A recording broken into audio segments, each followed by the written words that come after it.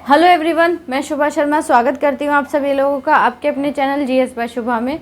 तो कैसे हैं आप सभी लोग? मैं आशा करती हूँ आप सभी लोग बहुत ही ज़्यादा अच्छे होंगे, एकदम स्वस्थ होंगे। तो चलिए अब आज की जो हमारी ज्योग्राफी की क्लास है अब हम उस पर आते हैं। तो जैसे कि आप लोगों को पता ही है, ज्योग्राफी के अंदर हम वर्ल्ड ज्योग्राफी पढ़ रहे हैं। वर्ल्ड ज्योग्राफी में भी हमारा जो टॉपिक चल रहा है, हम पढ़ रहे हैं स्थल मंडल यानी कि लिथोस्फेयर। ठीक है, तो लिथोस्फेयर के अंदर भी हम अर्थक्वेक यानी कि भूकंप के बारे में पढ़ रहे हैं। तो लास्ट क्लास में हमने कहाँ तक पढ़ लिया था? हमने 3 स्केल्स के बारे में पढ़ लिया था। तो वो तीनों स्केल्स में से एक स्केल के बारे में मैं आपको डिटेल में लिखवाऊंगी, क्योंकि जहाँ से क्वेश्चन पूछा जाता है केवल मैं उतना ही कराऊंगी। ठीक है, तो हम पहले रिएक्टर स्केल के बारे में पढ़ेंगे, बाकी उसके बाद हम आगे का पढ़ेंगे। ठीक है, तो चलिए स्टार्ट करते हैं। तो अब हम पढ़ेंगे रिएक्टर स्केल के बारे में।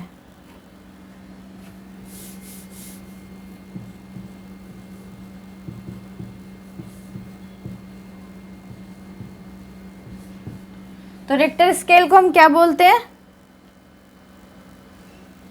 इंग्लिश में भी?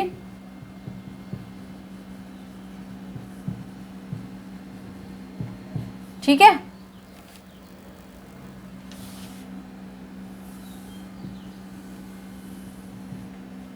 चलिए। तो इसमें बताया गया है कि भूकंप की तीव्रता या ऊर्जा मापने वाली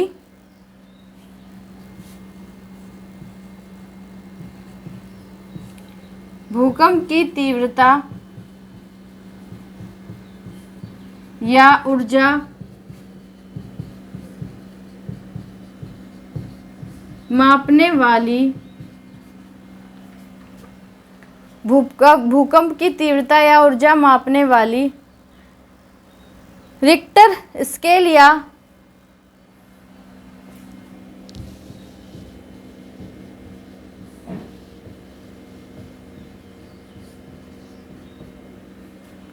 रिक्टर स्केल या सॉरी या नहीं है, रिक्टर स्केल का विकास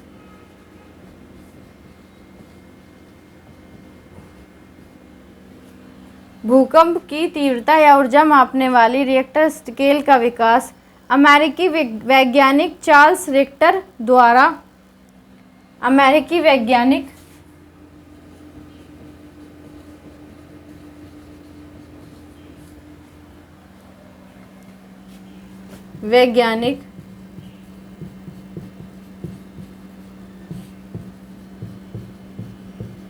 चार्ल्स रिक्टर द्वारा, किसके द्वारा? एक अमेरिकी वैज्ञानिक थे जिनका नाम क्या था? चार्ल्स रिक्टर द्वारा 1935 ईस्वी में की गई थी। द्वारा 1935 ईस्वी में किया गया था। ठीक है,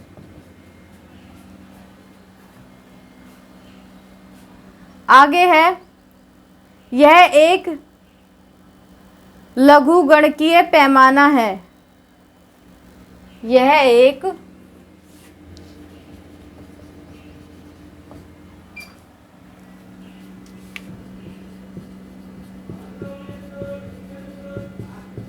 लघुगणकीय पैमाना है। यह एक लघुगणकीय पैमाना है जिसका पाठ्यांक 1 से 9 तक होता है। जिसका पाठ्यांक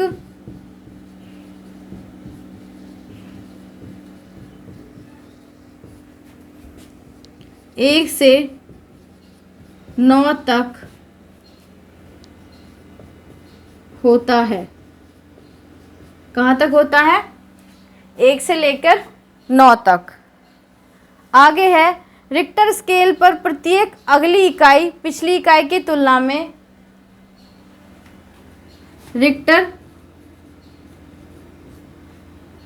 स्केल पर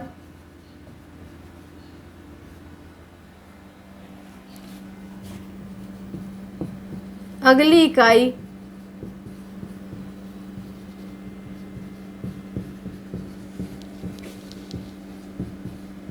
पिछली इकाई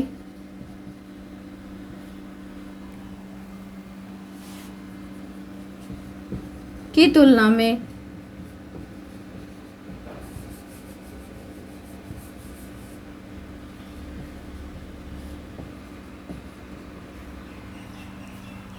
अगली इकाई पिछली इकाई की तुलना में 10 गुना अधिक तीव्रता रखता है। 10 गुना अधिक तीव्रता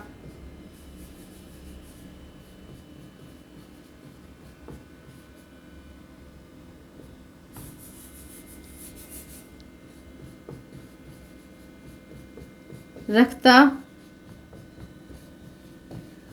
है। ठीक है, आगे क्या है, इस स्केल पर 2 या 3 की तीव्रता का अर्थ, इस स्केल पर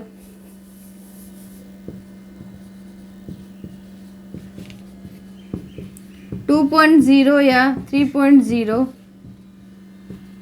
इस स्केल पर 2.0 या 3.0 की तीव्रता का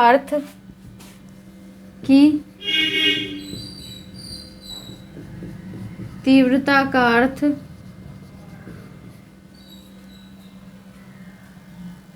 हल्का भूकंप होता है।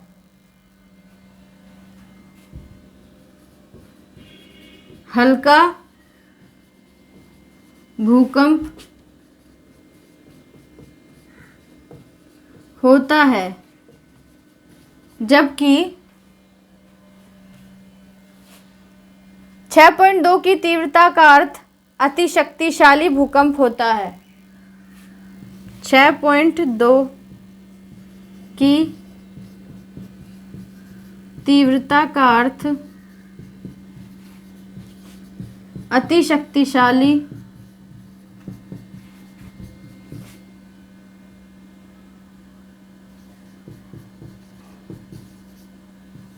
भूकंप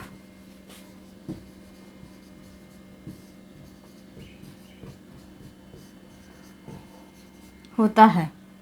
ठीक है, तो देखो पहले रिक्टर स्केल के बारे में जान रहे हैं, फिर उसके बाद आगे का देखेंगे। तो रिक्टर स्केल क्या है कि ये एक तरीके से भूकंप नापने वाला एक स्केल होता है। जो अर्थक्वेक होता है उसकी तीव्रता को नापने वाला एक स्केल होता है। तो भूकंप की तीव्रता या ऊर्जा मापने वाली रिक्टर स्केल का विकास अमेरिकी वैज्ञानिक चार्ल्स रिक्टर द्वारा 1935 में किया गया था।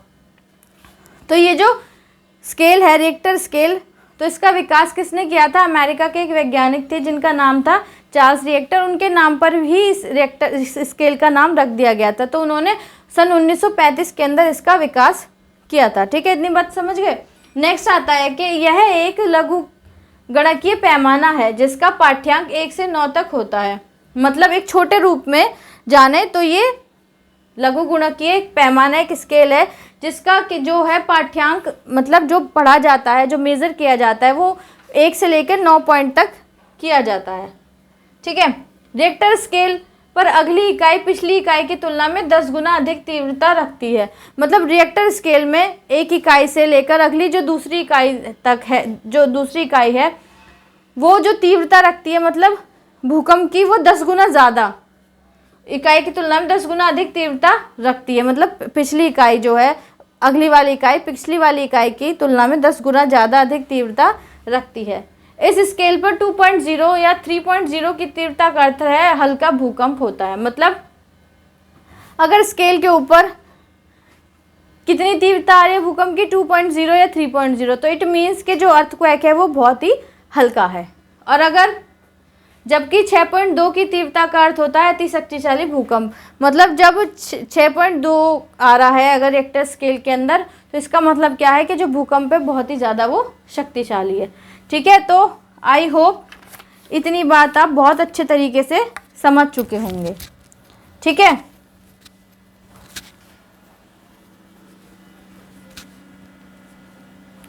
चलिए अब आगे चलते हैं।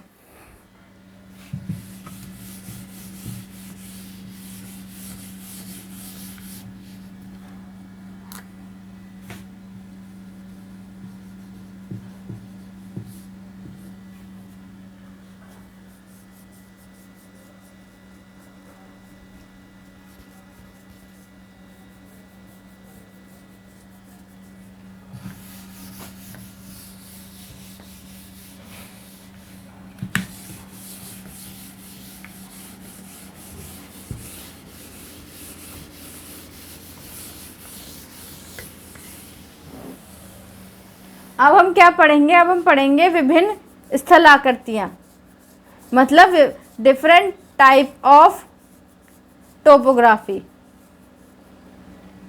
विभिन्न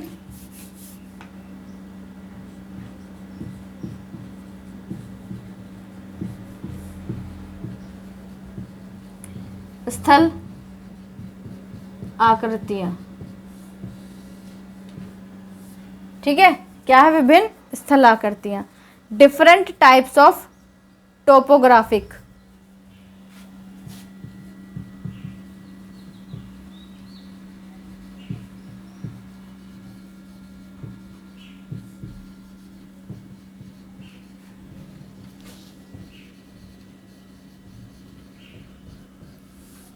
ठीक है, अब ये क्या होता है ये देख लो। जितना हो पाएगा आज करेंगे, बाकी कल की क्लास में कर लेंगे। तो निर्माण के आधार पर स्थल आकृतियाँ 3 प्रकार की होती हैं।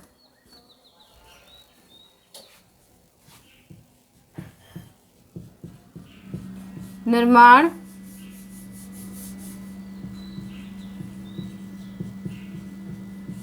के आधार पर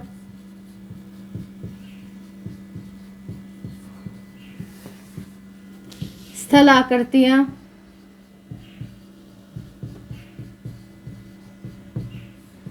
3 प्रकार की होती हैं।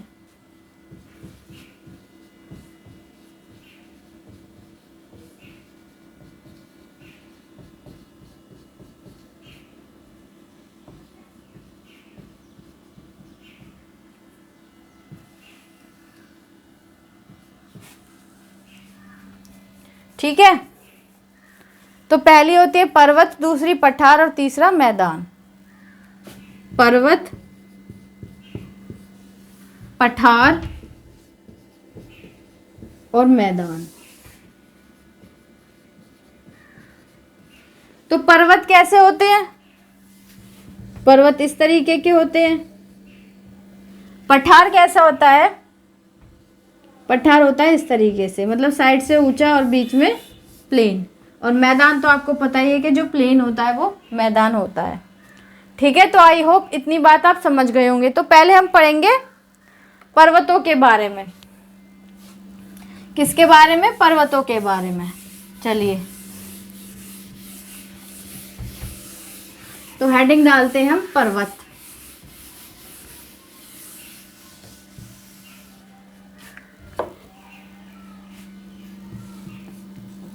पर्वत यानी कि माउंटेन। ठीक है, तो पर्वत क्या? उत्पत्ति के अनुसार पर्वत 4 प्रकार के होते हैं। तो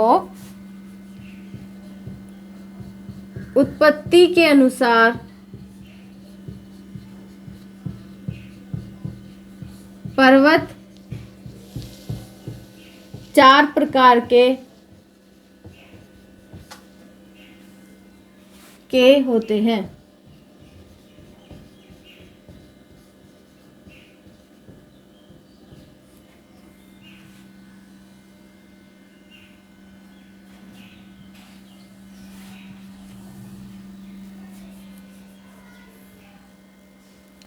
ब्लॉक पर्वत,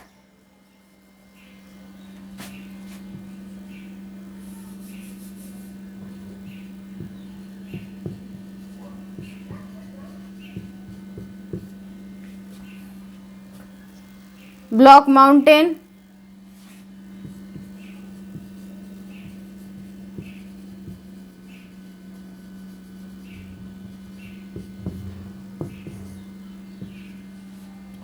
दूसरे नंबर पे क्या आता है? अवशिष्ट पर्वत, रेजिडुअल माउंटेन, अवशिष्ट।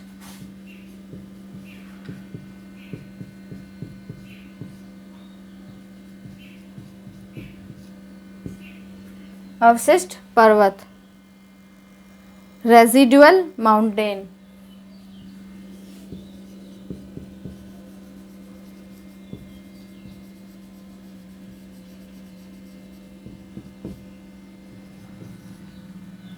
थर्ड नंबर पर क्या आता है? संचित पर्वत, एक्युमुलेटेड माउंटेन।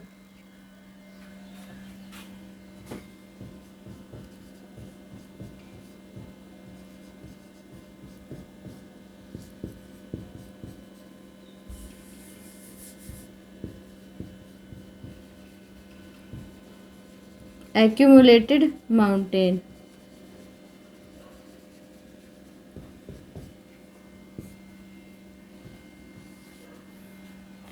accumulated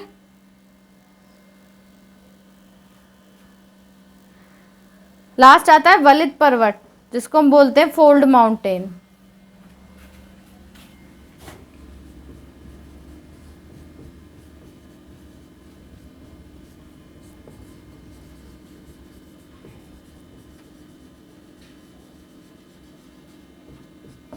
ठीक है, तो कहने का मतलब ये है कि अब हम माउंटेन्स यानी कि पर्वतों के बारे में पढ़ रहे हैं। तो अब हम सबसे पहले ब्लॉक माउंटेन, हेडिंग क्या डालते हैं, ब्लॉक माउंटेन, मतलब अब हम ब्लॉक माउंटेन के बारे में पढ़ेंगे। ठीक है, चलिए।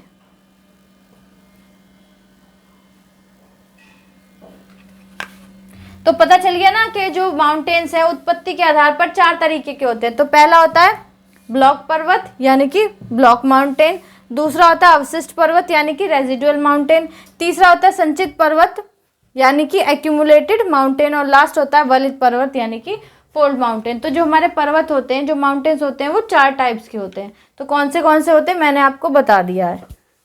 चलो, तो सबसे पहले हम पढ़ेंगे ब्लॉक माउंटेन्स के बारे में, मतलब ब्लॉक पर्वत के बारे में। ठीक है, चलिए।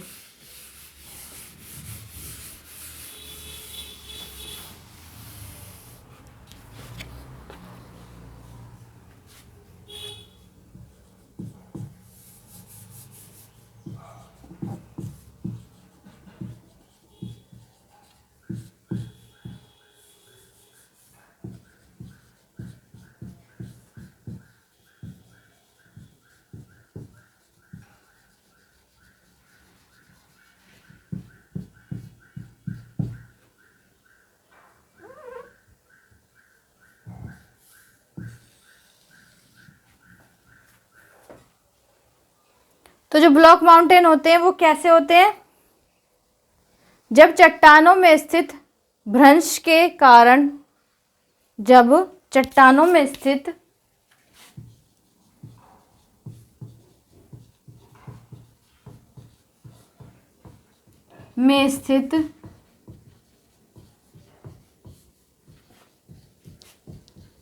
भ्रंश के कारण,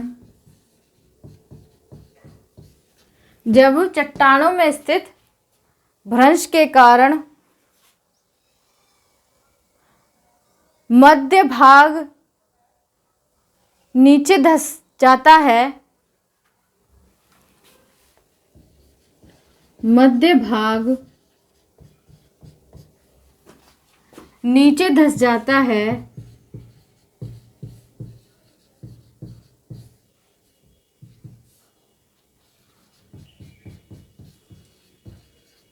क्या होता है, जो मध्य भाग होता है वो नीचे की तरफ धंस जाता है तथा अगल बगल के भाग ऊंचे उठे प्रतीत होते हैं,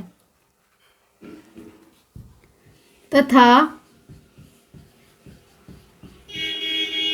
अगल बगल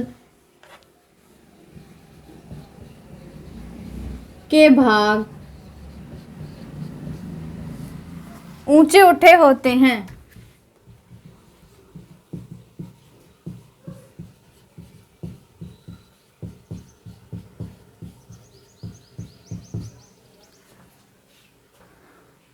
कैसे होते हैं, ऊंचे उठे होते हैं, तो ब्लॉक पर्वत कहलाते हैं। तो ब्लॉक पर्वत कहलाते हैं। क्या कहलाते हैं वो, ब्लॉक पर्वत। आगे है, बीच में धंसे भाग को रिफ्ट घाटी कहते हैं। जो बीच में धंसा हुआ भाग होता है उसको बीच में धंसे भाग को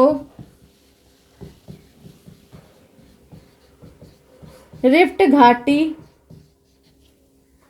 कहते हैं।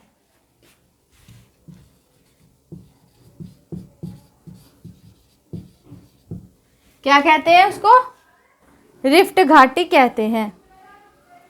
इन पर्वतों के शीर्ष समतल तथा इन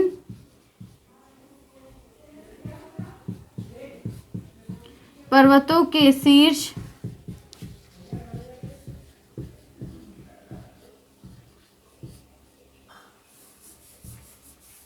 इन पर्वतों के शीर्ष समतल तथा किनारे तीव्र समतल तथा किनारे तीव्र भ्रंश कगारों से सीमित होते हैं।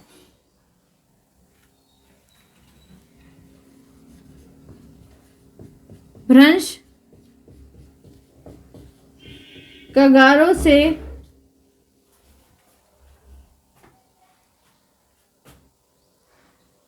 सीमित होते हैं।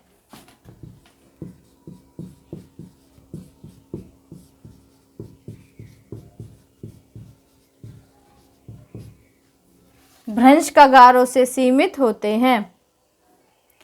इस प्रकार के पर्वत के जो उदाहरण हैं वो हैं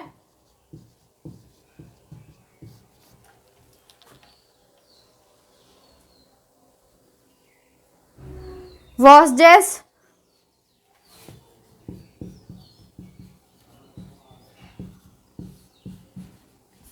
ये कहाँ पर है? ये फ्रांस में है। कहाँ पर है? फ्रांस में। फिर है ब्लैक फॉरेस्ट, ब्लैक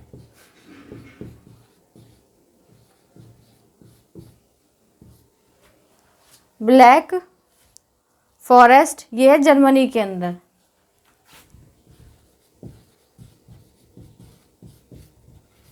ये कहाँ पर है ब्लैक फॉरेस्ट? ये जर्मनी में है। फिर है साल्ट रेंज, ये पाकिस्तान में है। क्या है? Salt range. कहाँ पर है? पाकिस्तान के अंदर है। ठीक है, तो देखो पहले तो हमने ये जान लिया कि पर्वत जो होते हैं वो 4 तरीके के होते हैं। तो 4 तरीके से में भी हम पहला तरीका पढ़ रहे हैं, मतलब पर्वत पहले जो वो ब्लॉक माउंटेन होते हैं, ब्लॉक पर्वत होते हैं। तो ब्लॉक पर्वत हम किस तरीके के पर्वत को कह सकते हैं कि हाँ ये ब्लॉक पर्वत है या ब्लॉक माउंटेन है? तो जब चट्टानों में स्थित भ्रंश के कारण, चट्टानों में क्या होता है, जो चट्टानें होती हैं उनमें भ्रंश होता है, मतलब दरारें आ जाती हैं, तो उसके कारण मध्य भाग नीचे धंस जाता है। तो उसका जो मध्य भाग है ना वो नीचे धंस जाता है, मतलब नीचे की तरफ वो धंस जाता है, तथा अगल बगल के भाग ऊंचे उठे रहते हैं। और जो साइड के, मतलब जैसे ये कोई चट्टान है ना, तो इसका ये भाग है ना, ये नीचे धंस गया, ये वाला, और जो इस अगल बगल के हैं ये ऊपर की तरफ उठे रह गए। तो ये कौन से होते हैं? ये ब्लॉक माउंटेन। तो इस तरीके के जो माउंटेन्स होते हैं ना वो ब्लॉक माउंटेन्स होते हैं। कैसे होते हैं? वो ब्लॉक माउंटेन्स होते हैं। ठीक है, तो उनको हम ब्लॉक पर्वत कहते हैं या वो ब्लॉक पर्वत कहलाते हैं। आगे बीच में धंसे भाग को रिफ्ट घाटी। अब ये जो धंसा हुआ भाग है ना, ये पर्वत के अंदर जो ये धंसा हुआ भाग है इसको हम रिफ्ट घाटी बोलते हैं। क्या बोलते हैं इसको? हम रिफ्ट घाटी। इन पर्वतों के शीर्ष समतल तथा किनारे, अब जो शीर्ष होते हैं ना ये समतल होते हैं। शीर्ष मतलब ये लगभग समतल होते हैं, लगभग समतल रहते हैं, और जो किनारे हैं वो तीव्र भ्रंश कगार से सीमित होते हैं, और जो किनारे हैं वो तीव्र भ्रंश कगार से सीमित होते हैं। तो इस तरीके के पर्वत मिलते कहाँ कहाँ पर हैं, कौन सी जगह पर होते हैं? तो एक तो है, पर्वत के नाम है वॉसजेस, एक पर्वत है वॉसजेस, वो कौन सा? ब्लॉक माउंटेन है वो कहाँ है? फ्रांस में। फिर एक ब्लैक फॉरेस्ट पर्वत है, तो वो कहाँ है? जर्मनी में। और फिर एक है साल्ट रेंज, वो कहाँ है? पाकिस्तान के अंदर। ठीक है, तो आप आई होप इतनी बात आप अच्छी तरीके से समझ गए होंगे। ठीक है, तो जो बाकी के 3 तरीके के हमारे माउंटेन्स रह गए हैं वो हम ऐसा करते हैं, वो हम कल की क्लास में कवर करेंगे। तो मैंने आपको अच्छे तरीके से ये समझाने की कोशिश की है। तो आई होप ये क्लास आपको अच्छे तरीके से समझ आ गई होगी। समझ आइए तो प्लीज़ आप कमेंट में ज़रूर बताइएगा और लाइक ज़रूर कीजिएगा। और और बच्चों तक भी शेयर कीजिएगा इस क्लास को और इस चैनल के लिंक को, ताकि ज़्यादा से ज़्यादा लोग हमारे इस चैनल के साथ जुड़ सकें और कंप्लीट डिटेल में जीएस पढ़ सकें। अगर आप इस चैनल पर पहली बार आए हैं, इस वीडियो को पहली बार देख रहे हैं, तो प्लीज़ अगर आपको वीडियो अच्छी लगी है तो उसको लाइक करने के बाद चैनल को सब्सक्राइब ज़रूर कीजिएगा और बेल आइकन को प्रेस कीजिएगा, क्योंकि जो मैं क्लासेस डालती हूँ वो रिकॉर्डेड होती है, तो ताकि जब मैं क्लास डालूँ, अपलोड करूँ, तो आप लोगों तक नोटिफिकेशन आ जाए और आप लोग अपनी पढ़ाई को कंटिन्यू करते रहें। ठीक है, तो आपका कोई सजेशन वगैरह हो तो प्लीज़ आप कमेंट में ज़रूर बताइएगा। तो आज के लिए इतना ही है, अब मिलते हैं कल की क्लास में, तब तक के लिए थैंक यू वेरी मच।